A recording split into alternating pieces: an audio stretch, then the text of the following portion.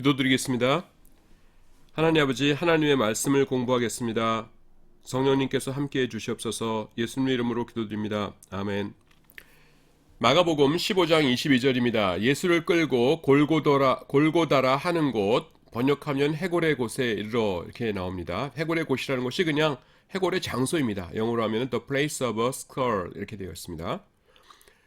15장 33절입니다. 제6시가 되어 온 땅에 어둠이 임하여 제9시까지 계속하더니, 성경에서 사용되는 시간 시스템이 두 가지가 있어요.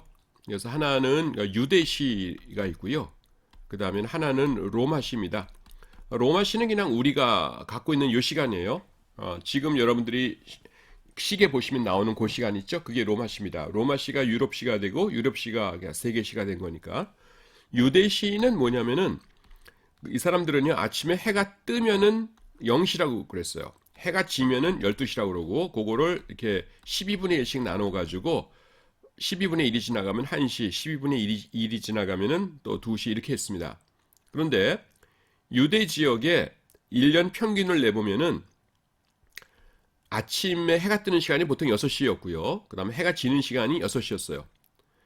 그래서 유대시로 1시면은 우리 시간으로는 7시, 유대시로 2시면은 우리 시로는 8시 해가지고서는 이게 6시간 차이가 납니다. 그래서 성경에서 유대시가 나오면은 거기다가 6을 더해지면은 우리가 갖고 있는 로마시가 되는 거예요. 근데 여기서 마가복음에서는 지금 유대시가 사용되었거든요. 그래서 6시가 되어서 온 땅에 어둠이 임했다. 그러니까 뭐예요? 6 더하면은 12시죠. 그 다음에 제9시까지 계속했다. 그러면은 또 6을 더하면은 9에다 6 더하면 15죠. 그건 뭐예요? 오후 3시죠. 그래서 예수님께서 아침 9시에 십자가에 못 박히셨고요. 여기는 안 나오는데 이제 앞에 보면은 제3시가 되어 예수를 십자가에 못 박으니 이렇게 나오거든요. 제3시라는 거가 플러스 6을 하면은 9가 되죠. 그래서 아침 9시에 예수님 십자가에 못 박히셨고 12시에 온 땅에 어둠이 임해서 12시에 그 다음에 오후 3시까지 전부 깜깜했다 이렇게 나오죠. 그래서 12시가 굉장히 밝을 때 아닙니까? 제일 밝을 때인데 온 땅이 깜깜해졌어요. 그래서 그 이유가 뭘까? 그 여러 가지 의견들이 있는데, 그러니까 제 개인적인, 이건 뭐 맞을 수도 있고 틀릴 수도 있는데요. 개인적인 의견은 예수님께서 이제 고난 당하시는 모습이 너무 좀 비참하셨죠. 그러니까 아마 성부 하나님께서 사람들이 그 모습을 보지 못하도록 이것을 이렇게 가리워 주신 것이 아닐까, 저는 뭐 그런 생각을 해봅니다. 그 다음에 마가복음 16장 3절입니다. 서로 말하되 누가 우리를 위하여 무덤 문에서 돌을 굴려주리요 하더니 눈을 들어본즉 돌이 벌써 굴려졌으니 그 돌이 심히 크더라. 이건 배경이 뭡니까? 예수님께서 부활하시던 날 여인들이 예수님의 무덤에 찾아가면서 자기들 하는 말이죠. 무덤이 이렇게 있으면은 입구가 이렇게 있고요. 겉에를 이렇게 커다란 맷돌 같은 돌로 막아놨거든요. 남자 사람이 한 요만해요. 그러니까 혼자서는 못 하고요.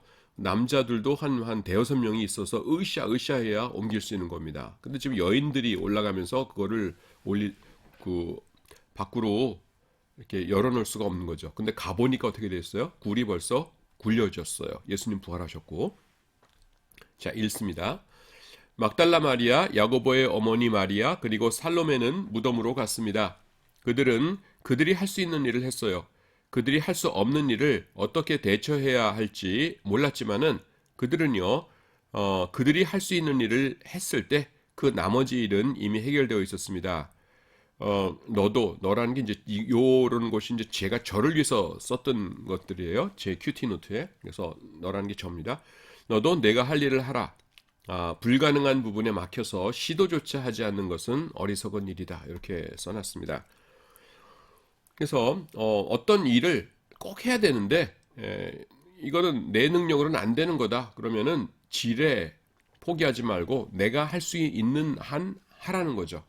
지금 이 여인들은 예수님을 간절히 뵙기를 원했어요. 그 돌아가신 시신만이라도 너무나 예수님을 사모했기 때문에. 그런데 돌을 굴리는 건 자신들이 할 수 없었죠. 하지만 자신들이 할 수 있는 일이 무엇이었습니까? 무덤까지 가는 일이었죠. 그래서 그들은 그들이 할 수 있는 일을 했습니다. 그럴 때에 그들이 기적을 목격하게 되었죠. 마가복음 16장 19절입니다. 주 예수께서 말씀을 마치신 후에 하늘로 올리우사 하나님 우편에 앉으시니라. 여기 보시면은 하나님 우편에 앉으셨다 이렇게 나오죠.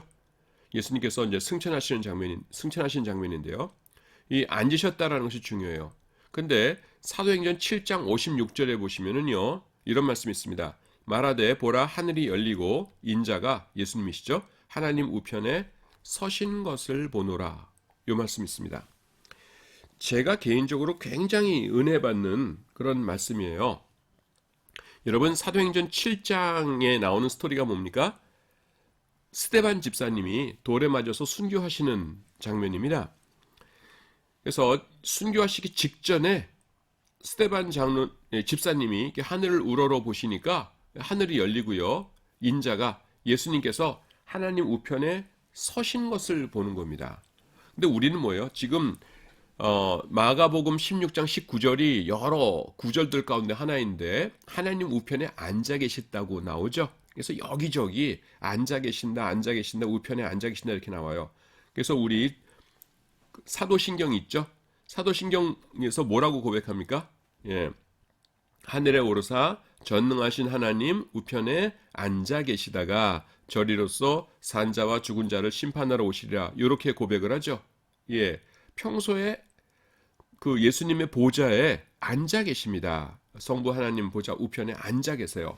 그런데 지금 스데반 집사님이 눈을 들어보니까 어떻게 됐다고요? 예수님 서 계신 곳이에요. 예수님이 왜 서 계신 거예요? 스데반 집사님이 이제 순교하시기 직전이거든요. 그 영혼이 하늘나라로 올라가실 겁니다. 조금 있으면 돌에 맞아서 죽고 그럴 때에 스데반 집사님의 그 영혼을 영접하시기 위해서 예수님께서 하늘에서 일어서신 것이에요.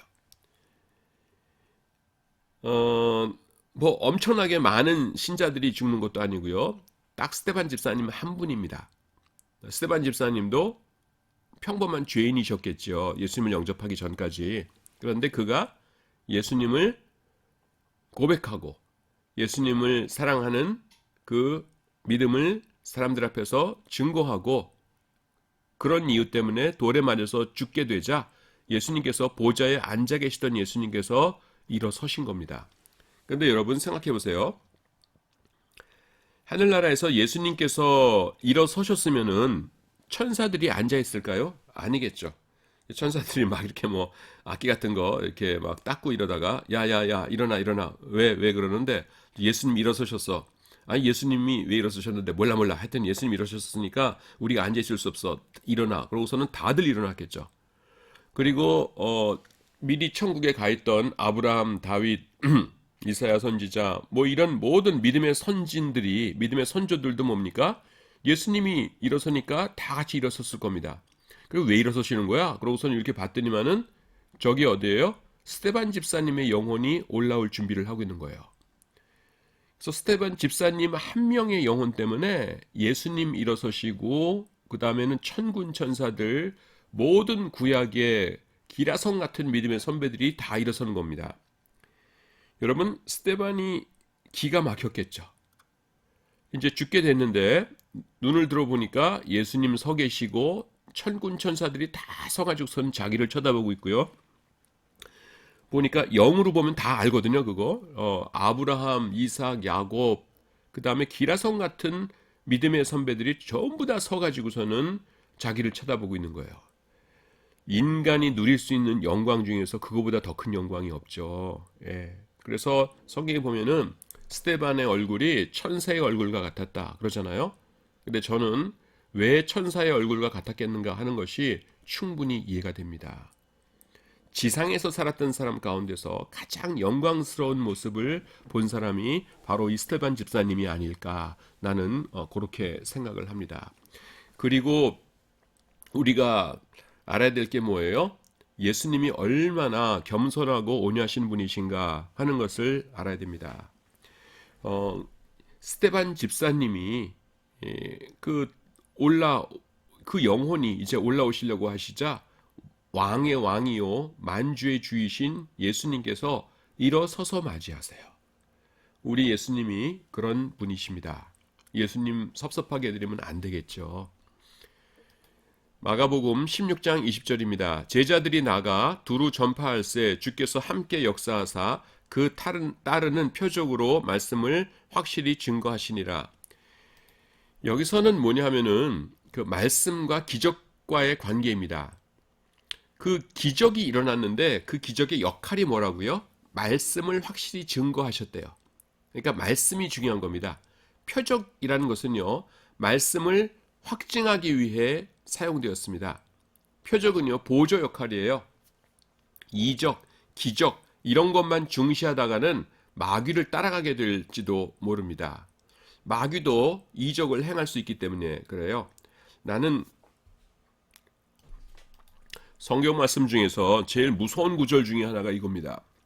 계시록 13장 13절을 보면은 큰 이적을 행하되 심지어 사람들 앞에서 불이 하늘로부터 땅에 내려오게 하고, 큰 이적 행한다는 게 뭐예요? 적그리스도가.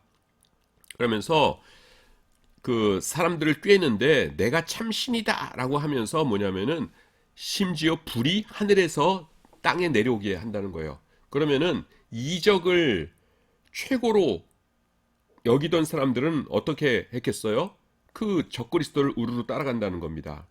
오직 누구만 남아요? 하나님의 말씀을 붙들던 사람만 남는 거예요. 그래서 말씀과 이적이 이렇게 충돌한다 했을 적에는요, 우리는 말씀을 따라야 됩니다. 좀 더 현실적으로 말하면은 그 어떤 두 목사님이 있는데, 한 사람은 하나님의 말씀을 칼같이 정확하게 전하는데 기적을 일으키는 능력은 없어요. 근데 한 사람은 말씀을 위태위태하게 전합니다. 꼭 이단인 것 같다가 아닌 것 같기도 하고 뭐 이러면서 근데 능력은 있어서 기적을 행해요. 그러면 우리가 어떤 교회에 나를 맡겨야 됩니까? 하나님의 말씀을 똑바로 바로 전하는 교회에 맡겨야 된다라는 것입니다. 여기서 지금 요 구절의 배경이 뭐냐면은 사도들이 나가서 막 복음을 전해요. 복음을 전하면은 유대인들이 있다가 갸우뚱 한다는 겁니다. 저게 맞아 틀려 이러는 거예요. 근데 딱 봤더니만은 그 가운데서 날 때부터 그 안진뱅이인 사람이 있어요. 그러면 사도가 나사렛 예수 이름을 명하노니 일어나라 하면은 벌떡 일어나는 거예요. 그러면 사람들이 우와 하면서 이 복음이 맞구나. 예수님이 정말로 하나님의 아들이시구나. 메시아이시구나 하면서 믿음을 갖게 되었다는 것입니다. 복음이 그런 역할을 했다는 것이에요. 그래서 그 기적이 그런 역할을 했다는 겁니다. 그래서 이 표적이라는 것은요, 어디까지나 하나님의 말씀에 대한 보조입니다. 그래서 어떤 사람이 기적을 행하면서 하나님의 말씀과는 충돌한다는 것을 가르친다 그러면은 그거는 마귀의 기적이죠. 마귀도 여러분 기적 일으킵니다. 그래서 우리는 기적이 아니라 이 말씀을 중시하는 그런 신앙을 가져야 되고 성도들을 또 그렇게 가르쳐야 합니다. 히브리서를 살펴보도록 하겠습니다. 1장 14절입니다. 모든 천사들은 부리는 영으로서 구원 얻을 후사들을 위하여 섬기라고 보내심이 아니뇨. 여기 보시면은 천사의 역할이 무엇입니까? 우리들이 구원 얻을 자인데 구원 얻을 후사들, 우리들을 섬기라고, 그러니까 섬긴다는 것이 이렇게 뭐 노예처럼 그러는 것이 아니라 우리를 도와주기 위해서 하나님께서 보내신 자들이라는 것이에요. 그러므로 천사 숭배는요, 비성경적이고 어리석은 행동입니다. 천사가 정말 있거든요. 근데 어떤 사람들은 이제 천사를 숭배하는 사람들 있죠. 천사 숭배교라고도 부르고요. 그거는 어리석은 것입니다. 우리가 섬겨야 될 분은 오직 하나님 한 분뿐이시죠. 천사는 우리를 도와주라고 하나님께서 보내신 그런 존재들이에요. 히브리서 2장 1절입니다. 그러므로 모든 들은 것을 우리가 더욱 간절히 삼갈지니 혹 흘러 떠내려갈까 염려하노라. 읽습니다. 흘러 떠내려갈까. 갑자기 팍 깨어져 나감이 아니다. 슬며시 떨어지게 된다. 믿음은 슬며시 사라지게 될 수 있다. 믿음을 유지하고 거룩한 지식을 유지하기 위해서는 계속적으로 듣고 배워야 한다. 자, 여기서 들은 것, 모든 들은 것이라는 것이 뭐예요? 복음과 성경에 대한 지식들이죠. 그것을 우리가 간절히 삼갈지니, 그러니까 잘 유지하기 위해서 노력해야 된다는 것이에요. 그렇지 않으면 어떻게 됩니까? 이것이 이렇게 흘러 떠내려간다. 이건 어떤 모습이에요? 이렇게 그 뭐가 있으면은 이거 살짝 살짝 떼내져 가지고서는 물결에 이렇게 흘러가는 겁니다. 조금씩 조금씩 떼내져 가지고서는 팍 한꺼번에 없어지는 것이 아니라 이걸 방지하기 위해서는 어떻게 돼요? 요거를 잘 묶어놔야 되고 그 다음에 계속 뭐예요? 우리가 성경 말씀을 읽고 듣고 하면서 그것을 유지되도록 노력을 해야겠죠. 그래서 우리가 하나님의 말씀을 계속적으로 듣고 배우고 그래야 됩니다. 나 많이 아는데요.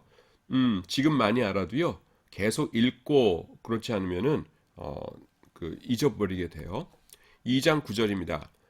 오직 우리가 천사들보다 잠깐 동안 못하게 하심을 입은 자, 곧 죽음의 고난 받으심을 인하여 영광과 존귀로 관쓰신 예수를 보니 이를 행하심은 하나님의 은혜로 말미암아 모든 사람을 위하여 죽음을 맛보려 하심이라. 읽습니다. 죽음의 고난 받으심을 인하여 영광과 존귀로 관쓰신 예수. 예수님도 죽음의 고난으로 인하여서 영광이 왔습니다. 우리에게도 영광을 주시기 전에 먼저 희생을 요구하십니다. 여기 보시면은 인하여라고 되어 있죠. 인하여라는 것이 뭐예요? 원인과 결과죠. 그래서 영광과 존귀로 관을 쓰셨는데 예수님께서 무엇으로 인해서 그렇게 됐냐면은 죽음의 고난 받으심을 인하여 이렇게 되어 있어요. 그래서 하나님께서 영광을 주시기 전에 먼저 희생을 요구하시는 것이 당연하다라는 것입니다. 그래서 우리에게 고난이 왔을 적에 성경에서 뭐라고 말씀하십니까? 기뻐하라 그러시죠. 왜냐하면은 현재 우리가 당하는 고난이 장차 나타날 영광과 좋게 비교할 수 없기 때문이에요. 그래서 우리가 예수 그리스도를 위해서 조그마한 고난 당하면은 하나님께서 이걸 너무 귀하게 여기시고 비교도 할 수 없는 엄청나게 큰 것으로 우리에게 갚아주시죠. 그래서 환난을 당하거든 온전히 기뻐하라 이렇게 말씀하고 있는 것이 그런 이유 때문입니다. 히브리서 2장 10절입니다. 만물이 인하고 만물이 말미암은 자에게는 많은 아들을 이끌어 영광에 들어가게 하시는 일에 저희 구원의 주를 고난으로 말미암아 온전케 하심이 합당하도다. 말이 좀 복잡하죠? 읽습니다. 저희 구원의 주를 고난으로 말미암아 온전케 하심이 합당하도다. 여기 보시면은 고난 때문에 고난으로 말미암아서 온전하게 되었다 이렇게 말씀하시죠. 고난을 당하셨으니까 자격이 있습니다. 우리에게 고난을 주시는 것은 자격을 갖추게 하심입니다. 고난을 통하여는 자격을 갖추게 하시고 우리의 노력을 통하여서는 실력을 갖추게 하십니다. 어떤 사람의 인생을 보면은 자격을 갖추게 하신 후에 실력을 갖게 하시고요. 어떤 사람의 경우에는 그 반대입니다. 그런데 대개 전자의 경우가 많습니다. 그것은 지식적인 지식은요. 비교적 금방 갖출 수 있는데 반해서 고난은 긴 시간이 요구되기 때문입니다. 그리고 실력을 갖춘 다음에 고난을 받으면은 지식이 잊혀져요. 또 고난을 받은 이후에야 어떤 지식이 정말로 자신에게 필요한 지식인지 분별할 수 있는 힘이 생기기 때문입니다. 뭔가 중요한 얘기 같은데 여러분들이 이게 무슨 소리야? 그러면서 알쏭달쏭하죠? 내가 설명을 할게요.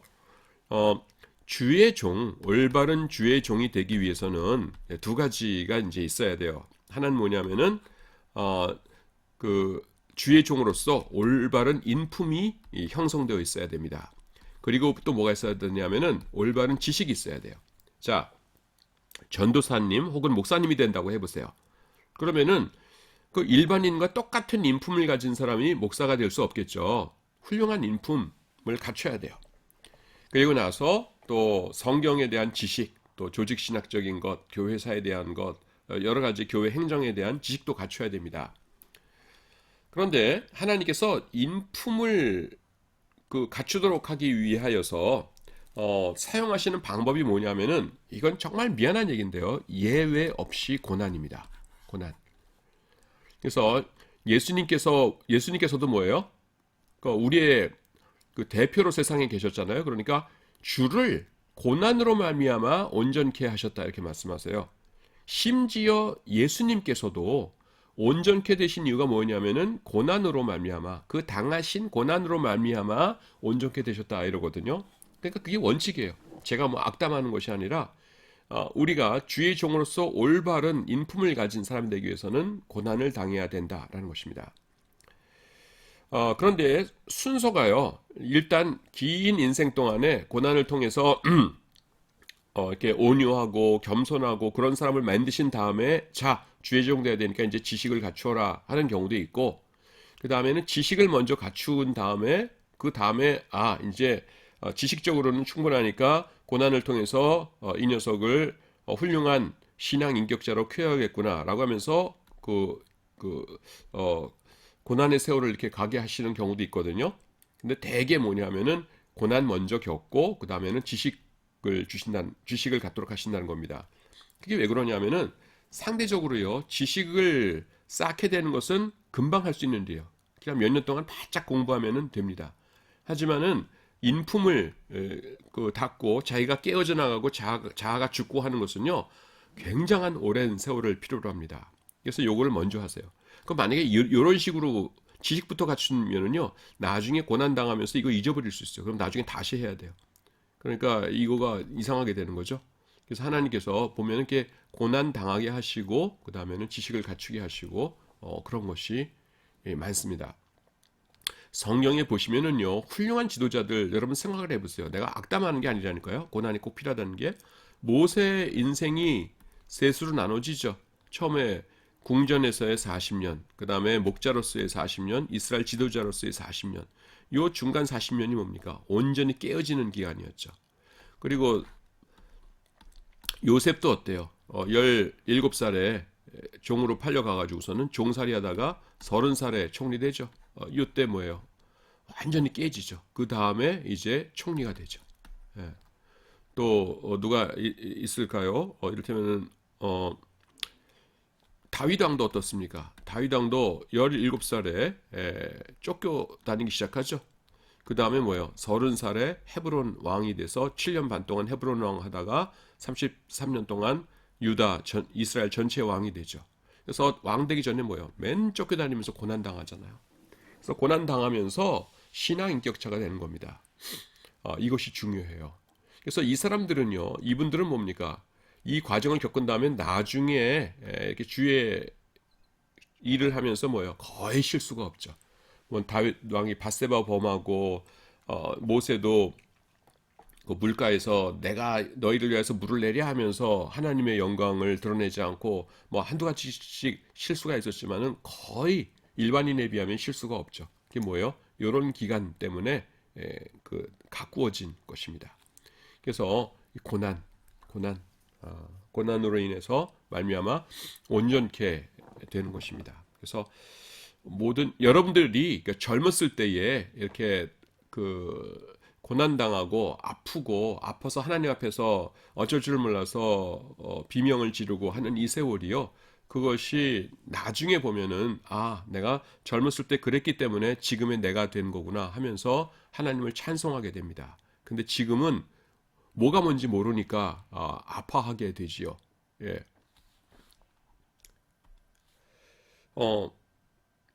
예레미야 애가 3장 27절에 보시면 이런 말씀이 있어요. 사람이 젊었을 때에 멍에를 매는 것이 좋으니 이렇게 말씀합니다.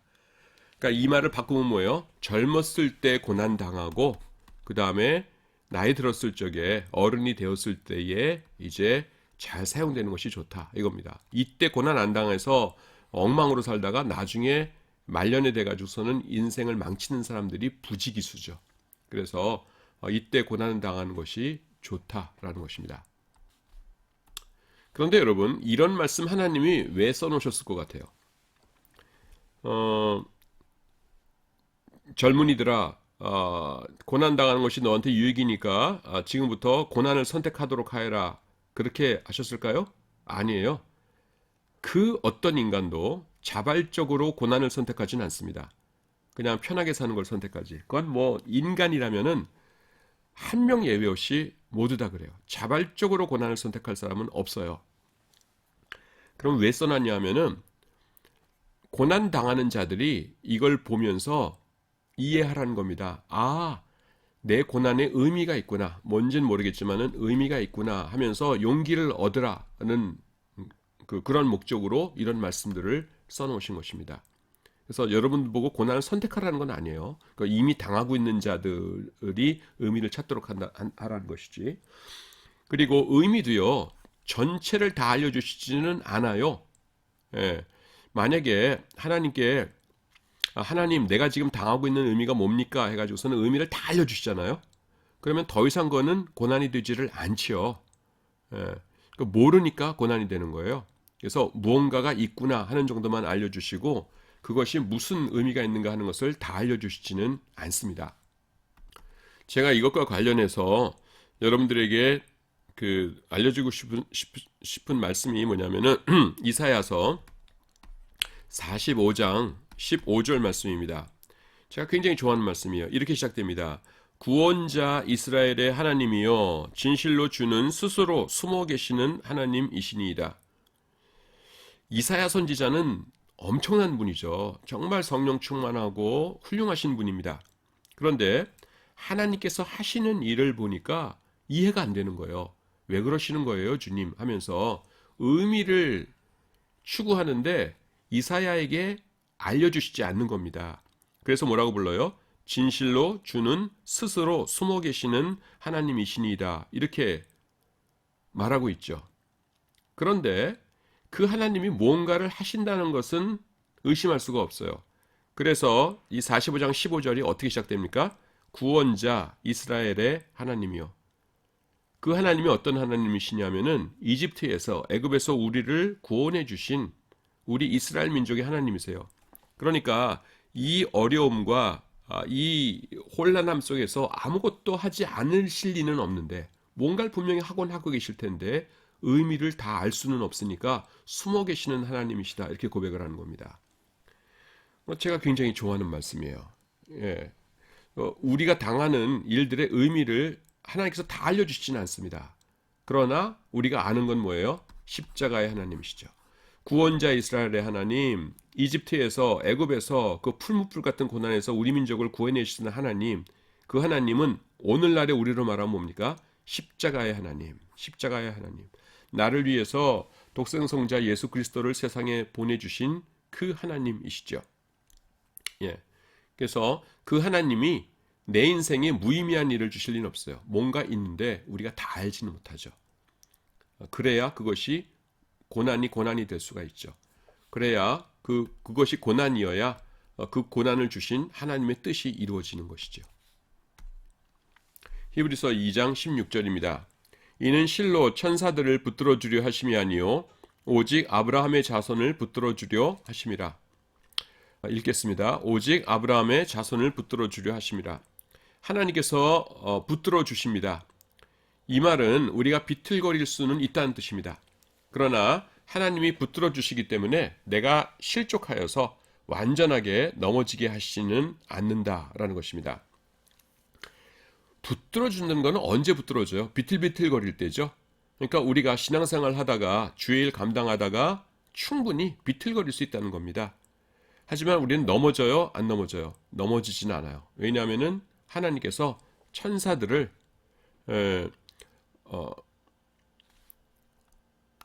천사들이 아니라 아브라함의 자손인 우리들을 붙들어 주기 원하시기 때문이라는 것입니다. 그래서 내가 힘이 없고 또 연약하고 또 어리석어서 비틀거린다 할 때에 그걸 너무 그렇게 수치스럽게 생각할 필요는 없다는 것입니다. 히브리서 3장 15절입니다. 성경에 일렀으되 오늘날 너희가 그의 음성을 듣거든 노하심을 격동할 때와 같이 너희 마음을 강팍해 하지 말라 하였으니, 일단 요거 좀 조심하시라고 말씀드릴게요. 강팍입니다. 야예요. 강팍 그런 분들 가끔 있는데 강팍이 아니라 강팍이라는 것, 발음이 좀 이상하지만 주의하시기 바랍니다. 우리는 내가 하나님의 음성을 들을 수 없다고 말합니다. 하지만 문제는 하나님께서 음성을 주시지 않음이 아니라 이에 대한 우리의 반응입니다. 우리는 그 말씀을 기준으로 나를 비판할 각오를 해야 합니다. 그 자세를 갖추고만 있다면 음성은 어떤 방법을 통해서든지 들려주십니다. 여기 보시면은 그 음성을 듣거든 마음을 강팍히 하지 말라 그러죠. 예. 그래서 우리는 하나님께서 응답을 안 해주시고 왜 안 알려주시지? 주의 뜻을 왜 안 알려주시지? 그러는데 중요한 건 뭐냐면은 그 전에 우리가 가져야 되는 자세예요. 우리의 자세가 뭡니까? 한마디로 순종입니다. 음성을 들려주기만 하소서 우리가 그 음성에 순종하겠나이다라는 그 준비가 되어 있어야 돼요. 준비가 되어 있는 상태에서 음성을 주셔야 그것이 하나님의 음성이 열매를 맺는 거지. 그냥 음성 주시면은 참고해 볼게요. 그래서 내 마음에 들면은 순종하고 아니면 아닐게요. 그런 상태에서는 음성 주시는 것이 오히려 뭡니까? 저주가 되는 것이에요. 그게 어디 나와요? 예레미야서에 나옵니다. 그런 것도 있나요, 교수님? 진짜 있어요. 그것이 어디 나오냐 하면은요, 여러분 그 예레미야서 42장 2절부터 이렇게 내가 읽습니다. 자, 2절에서 이게 뭐냐면은 이스라엘이 망했어요. 바벨론에 의해서. 그래서 예루살렘에 있는 이 사람들이 여기 있을까 아니면은 우리가 이집트로 도망갈까 이렇게 그 헷갈려 하는 겁니다.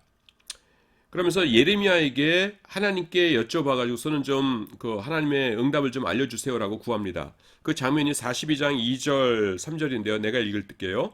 선지자 예레미야에게 이르되 당신은 우리의 간구를 들으시고 이 남아있는 모든 자를 위하여 당신의 하나님 여호와께 기도하소서. 당신이 목도하시거니와 우리는 많은 중에서 조금만 남았사오니 당신의 하나님 여호와께서 우리의 마땅히 갈 길과 할 일을 보이시기를 원하나이다. 이렇게 얘기합니다. 아주 모범적이죠? 그 다음에 6절 보면은 42장 6절에서 이 사람들이 아주 모범적인 말을 해요. 보세요.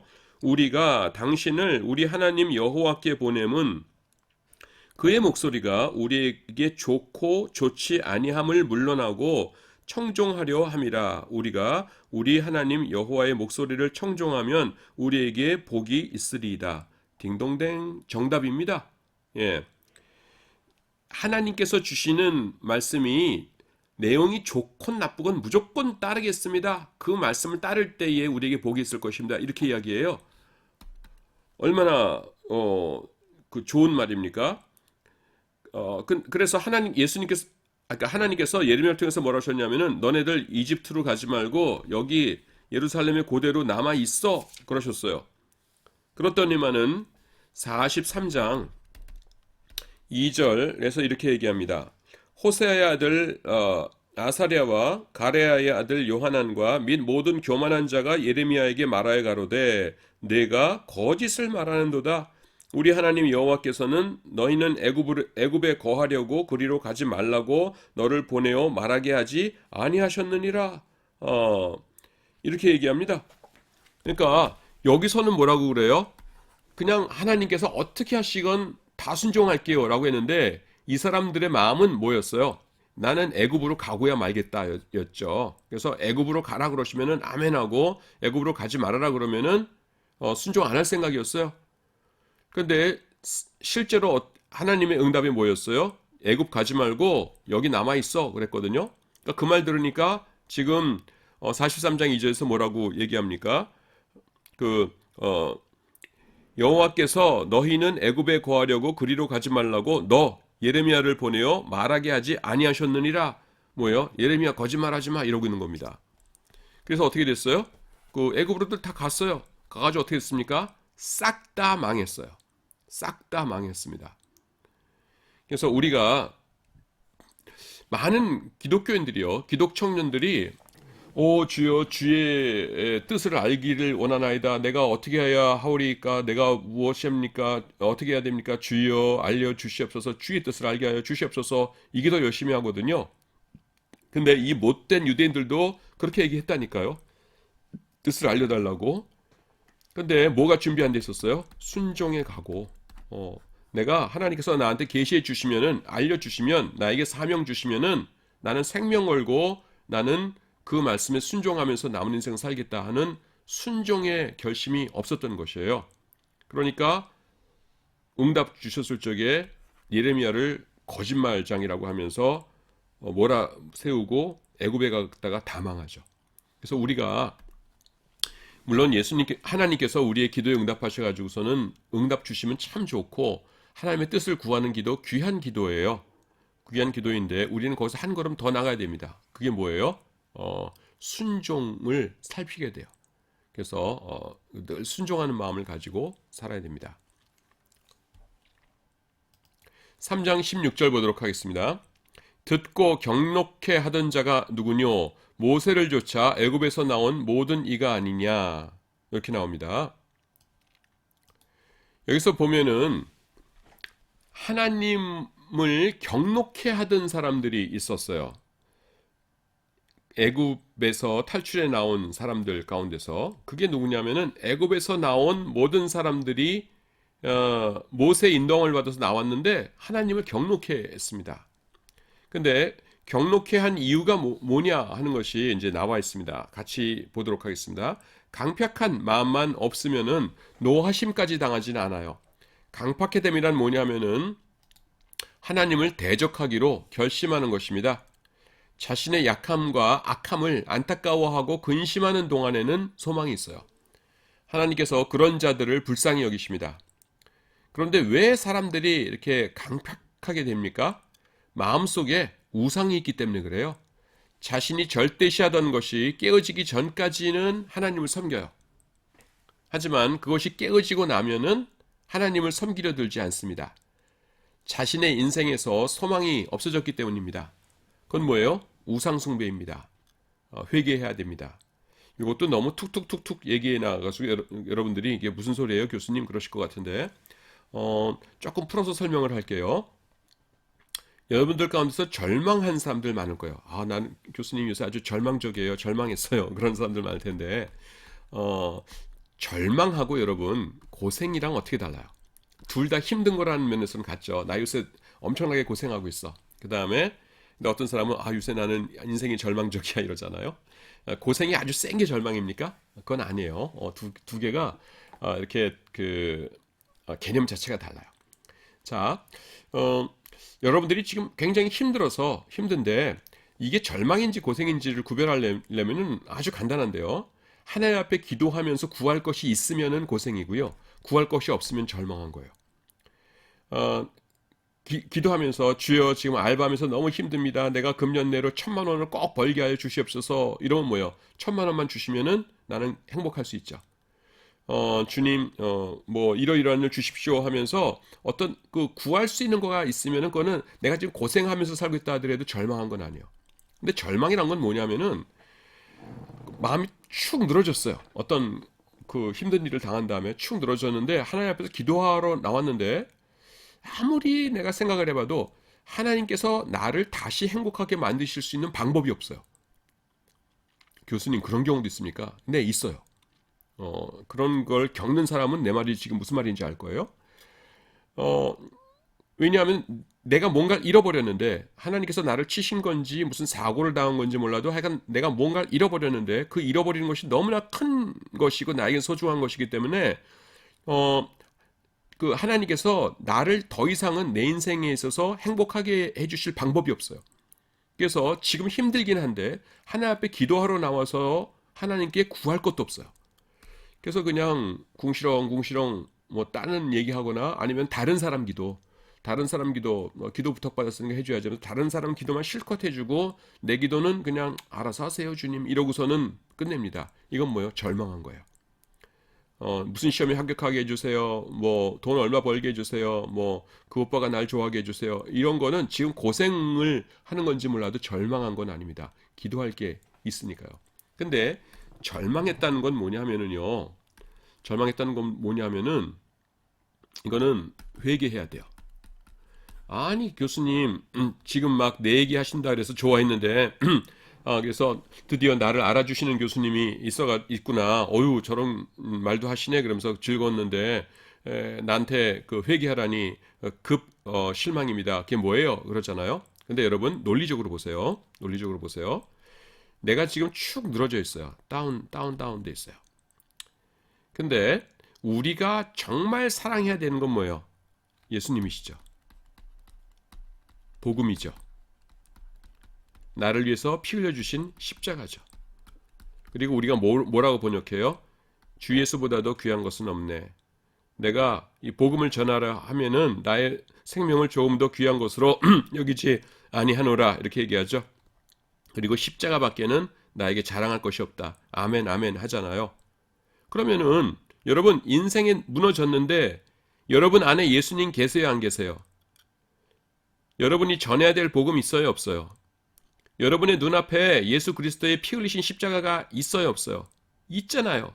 있으면은 이것 붙들고 힘차게 살아야죠. 내 말이 틀려요? 그런데 여러분들이 아무것도 구할 것 없다 그러면서 절망해서 축 늘어져 있다는 건 뭐예요? 나는 말로는 예수님의 십자가와 복음을 사랑합니다 라고 했지만은 실제로는 뭐예요? 여러분의 인생에서 꺾어져 가지고서는 지금 사라져 버린 것, 무너져 버린 것, 잘려나가 버린 것, 그것을 더 사랑했다는 겁니다. 정직하게 얘기해 보세요. 맞죠? 여러분들이 아무리 여러분들의 삶에서 힘든 것이 꺾여져 나갔더라도 솔직히 말해서 뭐 가족 중에서 누가 죽었을지도 몰라요. 실현을 당했을지도 모르고 여러분들의 평생의 야망이 말도 아니게 박살났을지도 몰라요.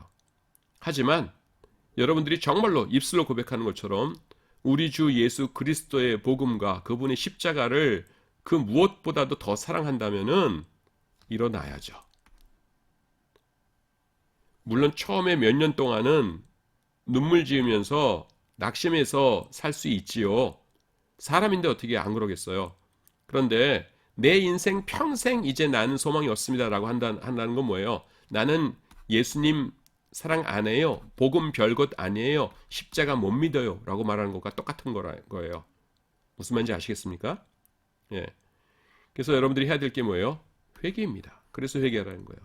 주님, 내가 이렇게 축 늘어진 상태로 이렇게 너무나 오랜 세월 동안 이렇게 사는 걸 보니까 내가 그 전에는 예수님 사랑하고 복음을 좋아하고 십자가 사랑한다고 했는데 아니네요. 큰일 났습니다. 어쩌면 좋습니까? 날 도와주세요. 성령 충만함 주셔서 예수님을 다시 사랑하게 해주시고 복음을 사랑하게 해주시고 십자가를 사랑하게 해주세요. 라고 나의 연약함을 하나님께 올려드리시고 회개하셔야 됩니다. 그것이 절망에서 벗어나는 유일한 지름길입니다. 그리고 말이 나왔으니까 하나 더 말씀드리자면은 절망했던 사람이 다시 일을 시작할 때요. 일을 시작할 때 그 받게 되는 유혹이 뭐냐면은 절망했던 세월에 대한 해석을 하나님께 해달라고 부탁을 해요.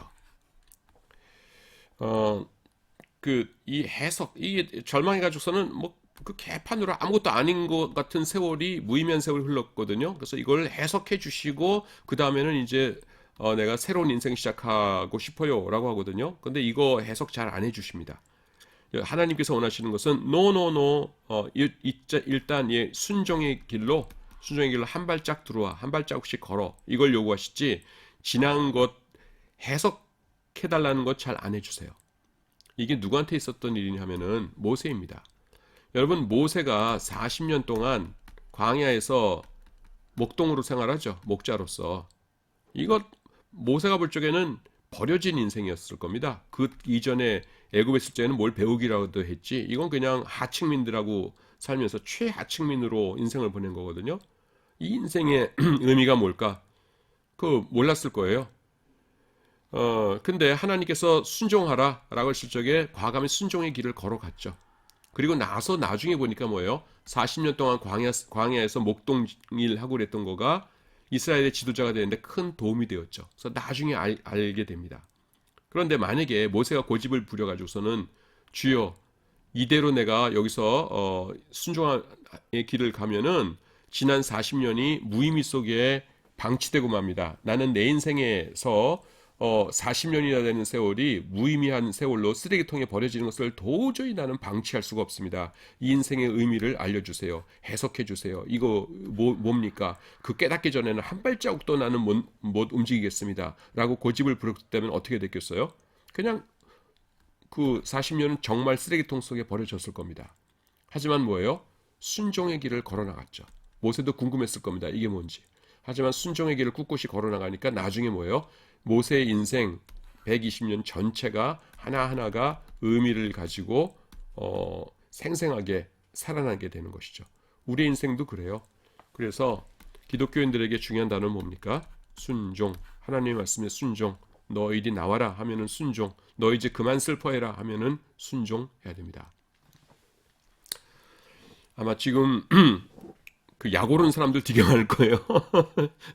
나 찾아와서 막 주업하고 싶은 사람들 많을 거예요. 왜냐하면은 교수님 그 딱히 틀린 것 같진 않은데 하나님 말씀이니까 나 진짜 아픈데 미치도록 아픈데 어떻게 나보고 회개하라고 그러면서 이렇게 잔인하게 굴 수가 있어요. 그러면서 내 말을 제대로 알아들은 사람은 나를 주업하고 싶을 거예요. 근데 그게 하나님의 말씀인 걸 어쩌겠어요. 그렇죠, 여러분? 여러분이나 나나 나는 교수고 여러분은 학생이고 나는 이제 60이 다 된 사람이고 여러분들은 뭐 지금 20 전후일 테고 그렇지만은 우리의 공통된 거가 있죠. 뭐예요? 하나님의 말씀 앞에서는 꼼짝 못해요. 그래서 나도 어떻게 어떤 사람들에게는 잔인한 말일지 모르지만은 그 고통을 당했는데 회개하라는 거가 너무 잔인한 말일 수 있어요. 상처에다가 칼을 또 꽂는 말이 될 수 있고. 근데 나는 아무리 생각해봐도 그게 하나님의 말씀에 맞는 걸 어쩌겠어요. 그래서 여러분들 순종하시기 바랍니다. 새로운 미래가 있을 겁니다. 아멘. 자, 히브리서 3장 19절입니다. 이로 보건대 저희가 믿지 아니함으로 능히 들어가지 못한 것이라. 읽습니다. 믿으라. 믿으면 이루어진다. 하나님이 뜻하신 바가 있을지라도 그분의 언약이 이미 굳건히 서 있을지라도 내가 믿지 못하면 그것이 내게 이루어지지 못한다. 마태복음 13장 58절 보시면은 저희의 믿지 않음을 인하여 거기서 많은 능력을 행치 아니하시니라 이렇게 되어 있어요. 그래서 기적을 체험하게 되는데 우리의 믿음이 얼마나 중요한가 하는 것을 다시 한번 여기서 말씀하고 있습니다. 히브리서 4장 10절입니다. 이미 그의 안식에 들어간 자는 하나님이 자기 일을 쉬심과 같이 자기 일을 쉬느니라. 여러분들 그 믿는 자들에게는 세상을 사는 것이 얼마나 힘든 일인지 죽음이에요. 그러니까 죽는 것을 자기 일을 쉰다 이렇게 말씀하고 있습니다. 안 믿는 사람들은 뭐예요? 세상 끝에 뭐가 있는지 모르죠. 뭐가 있는지 모르고 본능적으로 알아요. 뭐냐면은 내가 죄인이니까 지옥 가게 될 거라는 거를. 그래서 그 죽음을 그렇게 부들부들 떨면서 두려워하고 죽지 않기 위해서 노력하고 그 다음에 조금이라도 더 젊어 보이기 위해서 돈과 시간과 이런 거를 아낌없이 투자하죠. 왜냐하면 무서우니까. 근데 우리는 뭘 알아요? 죽음 끝에 뭐가 있는지 알죠. 우리는 뭐예요? 예수님과 동행하면서 사는 거예요. 동행하면서 살다가 손잡고 같이 동행하면서 살다가 예수님께서 마지막에 자 이제 요 문지방을 넘자. 예 주님 하면서 문지방을 넘으면은 영원한 천국으로 가게 되는 겁니다. 우리는 그걸 아니까 뭐예요? 이 세상에서 사는 거가 이것이 일터이고요. 하나님의 뜻을 이루기 위한 나를 사랑하시는 예수님의 뜻을 이루어드리기 위한 일터이고요. 그 다음에 죽음은 뭐예요? 자기 일을 쉬는 겁니다. 우리의 죽음이 그거예요. 안식에 들어가는 거예요. 우리의 안식에. 그리고 자기의 일을 쉬게 되는 것입니다. 여러분들에게도 이런 믿음이 있기를 바랍니다. 그 다음에 히브리서 4장 16절입니다. 그러므로 우리가 긍휼하심을 받고 때를 따라 돕는 은혜를 얻기 위하여 은혜의 보좌 앞에 담대히 나아갈 것이니라. 여기 보시면은 때를 따라 돕는 은혜라고 되어 있죠. 그래서 하나님께서 필요할 때마다 새로운 은혜를 주십니다. 한꺼번에 모든 것을 다 주시지 않아요. 그렇기 때문에요. 성경은 주님이 내게 베푸신 은혜를 기억하라 라고 말씀하세요. 과거에 나한테 베푸셨으니까 그 베푸신 주님이 지금 나와 함께 하시는 그 주님이시니까 앞으로도 그렇게 베푸실 것이라는 겁니다. 다윗은 좋은 본보기예요. 그래서 사무엘상 보시면은 주의 종이 사자와 곰도 쳤은즉 사시는 하나님의 군대를 모욕한 이 할례 없는 블레셋 사람이니까 그가 그 짐승의 하나와 같이 되리이다 라고 하면서 골리앗을 죽여버리죠. 그래서 때를 따라서 그 때에 합당한 은혜를 우리에게 부어주십니다. 오늘 여기까지 살펴보도록 하겠습니다. 자, 여러분 수고하셨습니다.